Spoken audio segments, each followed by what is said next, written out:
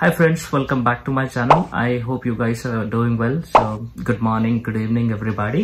Canada lo international students unlimited hours పని చేసుకునే వెసులుబాటు ఉంటున్నాయి కదా, అండ్ అది April 30th 2024 వరకు ఎక్స్టెండ్ చేశారు లాస్ట్ టైం. సో ఈ రోజు April 30th కదా, April 29 ఈ రోజు.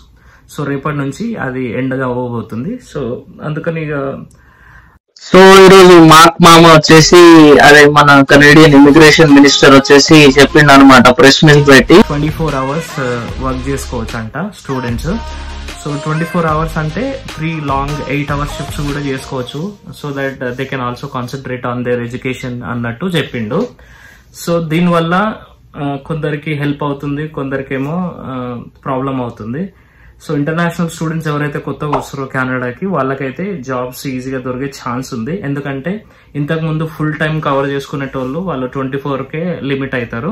రిమైనింగ్ అవర్స్ ఏవైతే ఉన్నాయో అవి కొత్త స్టూడెంట్స్ చేసుకోవచ్చు.